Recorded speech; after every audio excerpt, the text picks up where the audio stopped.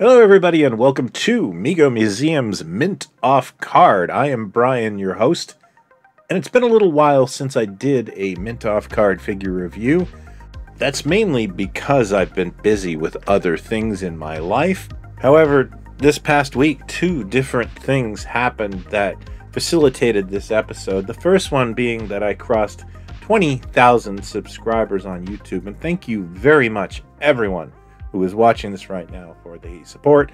I never thought I'd get to that level, and Mint Off Card was sort of the series that launched this channel.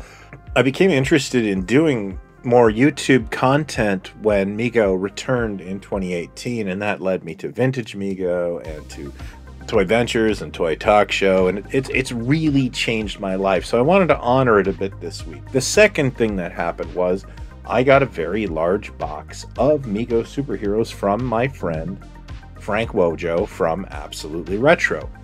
I didn't actually order these for myself. I ordered them for friends and family. The set that I'm showcasing here and we'll talk about a little bit is actually for a friend of mine in the UK. United Kingdom lost their distributor last year for Mego, so it's getting a little difficult for them to find figures. However, I also bought two figures for my son because this is a really janky, kind of eclectic wave of superheroes, in the fact that none of them were actually originally offered in the Mego World's Greatest Superheroes package. They had a fantasy World's Greatest Superhero wave from Mego, and I applaud that. I didn't need to see another Batman. I like new characters. Now, one of the issues that you'll see here is it says Mego World's Greatest Superhero 50th Anniversary, and some of the looks, logos, that sort of thing seem a bit modern, and I can explain that based on my understanding of how the licensing really works. Mego had obviously built a relationship with Warner Brothers, and when they wanted to do the 50th anniversary reproductions of the World's Greatest Superheroes, they were granted the ability to reproduce the original Mego art, which is not style guide approved. That is all drawn by Mike Jermakian at Licensing Corp of America. But when you're trying to reproduce something from the 70s and keep its original essence, the licensor will largely understand and try to work with you. However, when you're trying to do a new character in that same style, you will run into some complications because there is nothing to refer to. So you have to basically take what is given to you in the licensing and style guide and try to ape what's going on. So you do have, 80s artwork on these packages. You do have logos that have the Justice League inserted, and that maybe isn't something Mego would do. But licensing is a form of compromises. So yes, Bizarro's colors are more modern. However, that would have been different if Mego actually had have released a Bizarro figure back in the 1970s. One of the things I really noticed about this line is how much better these figures looked in person than they did some of the photos I saw. I think they've really nailed the head sculpts. Andrew Covalt did, I think, most of these, and they're beautiful head sculpts. I really like the Two-Face, and that's a character like I can take or leave personally, but that's a 70s Neil Adams Two-Face right there. However, for this experiment, I'm going to open the two figures I bought for my son. My son likes the second stringers, and Red Tornado and Dr. Fate are two of his favorite characters, but I know he likes to take figures out of the box. These will go on his shelf. So he gave me full permission to review these, take them out of the box, and see what I think. So let's do a silly music montage, and then I'll give you my thoughts. And just a reminder, there is a contest at the end of this where you can win any figure from Wave 18 you want, courtesy of Absolutely Retro. So hang tight.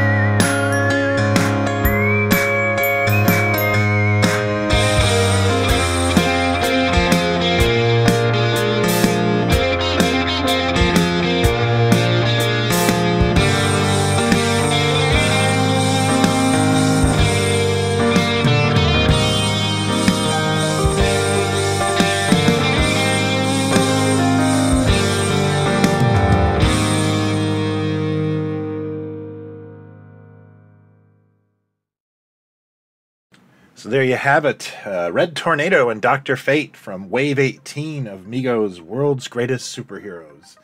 I want to get this out of the way right away. The knees did not bend on the Dr. Fate figure at all. I was actually surprised by this because I remember the knee bending issue with the last wave, and I thought I had seen a lot of photos of people fooling around with their figures and they didn't look so stiff, so maybe I just got a dud. The Red Tornado, one knee bends really well, the other one I'm a little worried about. Now, I suppose that can be remedied with some heat, but I was a little surprised to get them out of the box. Like, please let me know if you're experiencing this. I wonder if it's common or not. While covering this line, I kind of realized what was going on with me is there's a lot of second wave superpowers characters in this in the form of like FireStorm, Red Tornado, and Dr. Fate, and I think it gave it an 80s vibe, and the art on the boxes kind of works for that. It's like you're stretching that Mego kept going with the world's greatest superheroes into the 1980s. Then it feels right. I love the look of these figures. I will attest to being not a big Red Tornado fan, but he's so spangly that this really works as a toy. Especially he's got some wonderful attention to detail in the boots. And this cape is just grand. It's lovely. The head sculpt is ideal, in my opinion. It looks like a 70s Red Tornado. The only thing I find a bit distracting on it is the logo's a little stretched on the uniform. I'm sure that would just take a little, bit of glue or something to fix that, but that's hardly a deal breaker on the figure itself. It really is a kind of a striking and colorful figure. As well, Dr. Fate, I love some of the little touches on him. His little Iron Man button on his chest is perfect. I personally did not want a removable helmet, Dr. Fate. That doesn't make sense to me. And one of my favorite things about this figure is his little ears in the background. Like, you could almost see his head. That would have driven me crazy as a kid, but I love it as an adult. I was also surprised at his very large belt buckle. Mego could have drawn that on and I wouldn't have thought twice, but yeah, it's a nice little attention to detail. All in all, he's just kind of crisp and bright and colorful. I know some folks didn't like the metallic gold sheen to the helmet, but I gotta tell you, it works, and I really think it's great. And if you don't like it, I guess it wouldn't be that hard to paint it that acrylic yellow to make it look like the rest. If somebody does that, let me know. I'd like to see how it looks. So, like I said at the beginning, there is a contest in this episode, and it's courtesy of our friend Frank at Absolutely Retro. We'll be choosing one person who can pick any figure from this wave absolutely free. This is a worldwide contest. I will gladly pay the international shipping on this. To enter, all you have to do is like and comment on this video and answer this question. What is your favorite figure from Mego's Wave 18? That's it. You're in. One entry per person, and I will be announcing the winner next Friday. That's all the time I have for Mint Off Card this week. Thank you very much for watching. I hope you've enjoyed it. Until next time, be well and buy what you like. Cheers.